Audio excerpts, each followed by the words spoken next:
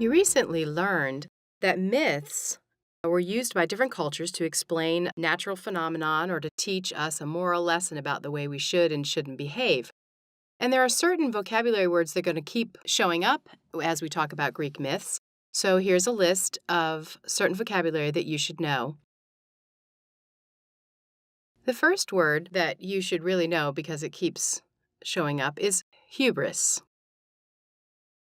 The definition of hubris is when you have too much pride. You are too prideful, meaning you think a little bit too much about yourself, about all the things that you know.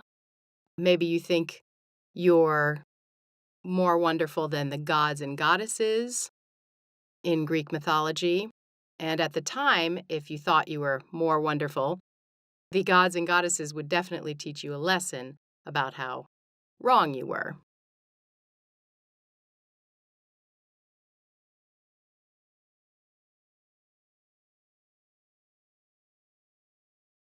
Nemesis can be a little bit confusing because it can actually mean two things.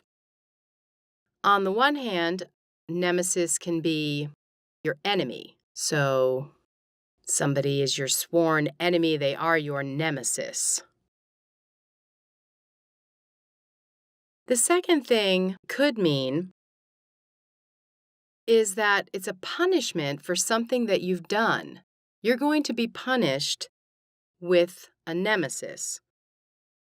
It's when you get something that you deserve because you've done something wrong. For example, we learned about Sisyphus, and he was the one who was very mean and awful, and Zeus decided, okay, well, let me tell you what you're going to do for the rest of your life, for all of eternity.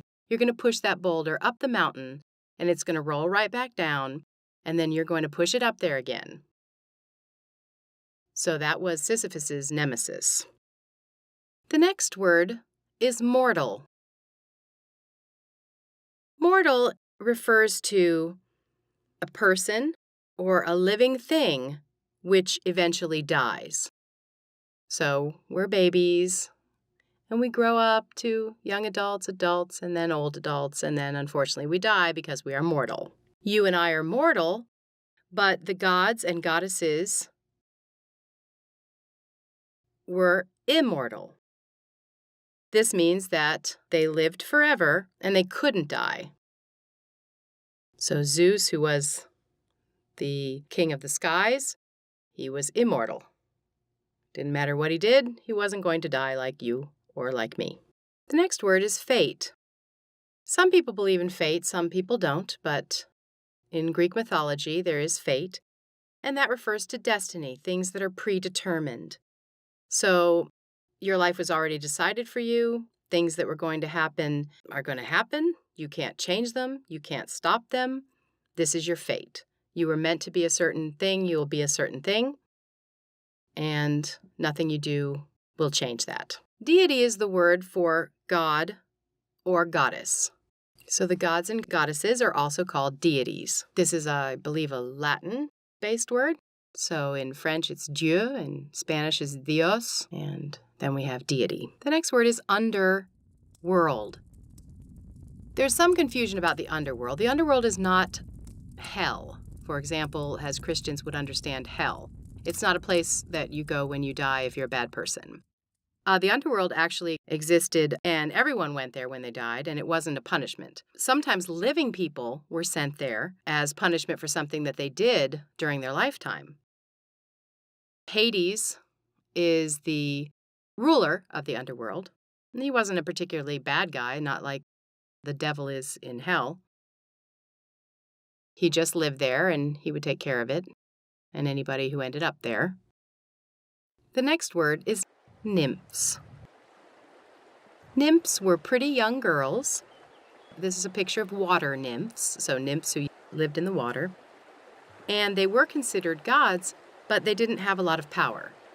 So they really couldn't do much, but they would run around in the forest or the water. Nectar is the next word, nectar. Nectar was the drink of the gods, what the gods drank.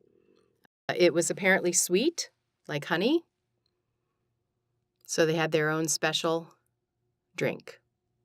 called nectar. The next word is prophecy. You'll hear and read this a lot, prophecy. It's what someone says will happen in the future. So someone might say, oh, the prophecy for this human or this god will be that they will die or they will live and prosper. So what will happen to you in the future is a prophecy. The next word is revelation. A revelation is when something becomes clear that wasn't before. So that light bulb goes off above your head and suddenly you say, oh, I get it. That's a revelation. You've had a revelation. Ooh, I get it. And the final Greek myth vocabulary word that might appear is minotaur. A minotaur is actually a monster who is half man and half bull. Now, this is a pretty peaceful-looking minotaur, but apparently the minotaur could be quite frightening if you came upon him, depending on his mood, I would imagine. So definitely a mythological creature. And those are some of the words that you may come across as we read through Greek myths in the next few lessons.